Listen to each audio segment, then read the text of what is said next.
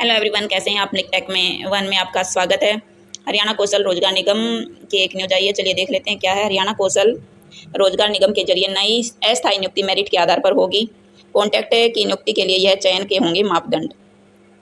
Parameter के लिए अलग अलग स्कोर तैयार किए गए हैं। सालाना परिवार की आय के मिलेंगे 40 मार्क्स, उम्मीदवार की उम्र के 15, कौशल योग्यता के 20, सामाजिक आर्थिक दंड के 5, सीईटी लिखित परीक्षा के 10, ईज ऑफ डिप्लॉयमेंट के 10, मुख्यमंत्री अंत्योदय परिवार के 50 और कुल 150 मार्क्स होंगे। वहीं सालाना परिवार की आय के 10 से 40 अंक होंगे। अब बटन इस तरह होगा। अधिकतम स्कोर अगर 1,80,000 तक की आय है तो 40 नंबर मिलेंगे। 1,80,000 से 2,500 तक है तो 30 मार्क्स मिलेंगे।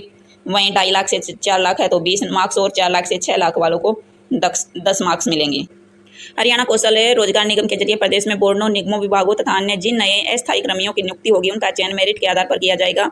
Development of a contract process policy 2022 में चयन मानदंड तय किए गए हैं। मुख्यमंत्री मनोहर लाल ने इस पॉलिसी को मंजूरी दे दी है। यह नीति कभी भी जारी हो सकती है। जो विभाग कौशल रोजगार के निगम के जरिए रखे हैं उनकी शिकायतों का निपटारा करने के लिए शिकायत निवारण तंत्र और नामित प्राधिकरण हेल्प डेस्क भी स्थापित किया गया है। निगम की ओर से तैनात किए जाने वाले कर्मचारियों को बीच पॉलिसी में उत्पन्न होने वाले विवाद को हल करने का अधिकार क्षेत्र पंचकुला में होगा। कौशल रोजगार निगम में निजी क्षेत्र सरकार के स्वामित्व के नियंत्रण में नहीं है।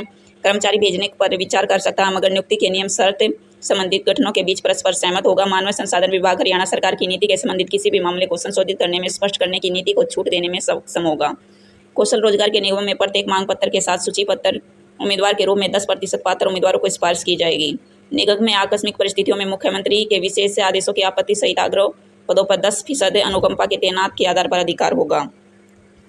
परिवार की सालाना आय के उद्देश्य से परिवार का अर्थ है पुरुष आवेदक को आवेदक स्वयं, पिता, माता, पत्नी, विवाहित भाई और पुत्र। अविवाहित महिला आवेदक के लिए अविवाहित महिला आवेदक स्वयं, पिता, माता और अविवाहित भाई। वहीं विवाहित महिला आवेदक के लिए विवाहित महिला आवेदक स्वयं, पिता, ससुर, सास, विवाहित अविवाहित जेठ या देवर, पुत्र। वहीं तलाकशुदा महिला आवेदक के लिए तलाकशुदा महिला आवेदक स्वयं, पिता, माता और अविवाहित भाई और पुत्र।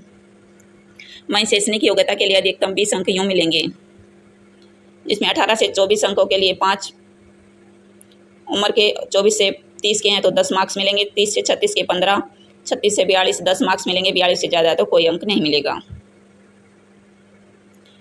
जिन्हें जॉब रोल में न्यूनतम स्किल योग्यता तय नहीं है मगर उम्मीदवार के पास संबंधित NSFUT सर्टिफिकेट यानी ITI या SVUC यूनिवर्सिटी SSC वगैरह की मान्यता प्राप्त है, NBCT या SSBT सर्टिफिकेट होंगे तो अधिकतम 50 अंक मिलेंगे। वहीं सामाजिक आर्थिक मानदंड के 5 अंक मिलेंगे अगर विधवा आवेदक है या पहला या दूसरा बच्चा है। वहीं पिता की मृत्यु 42 साल पूरी होने से पहले हो गई है तो आवेदक का पहला या दूसरा बच्चा, तो पिता की मृत्यु आवेदक की उम्र में 15 साल पूरी होने से पहले हो गई तो 5 अंक मिलेंगे। वहीं CET के 10 अंक यूँ मिलेंगे।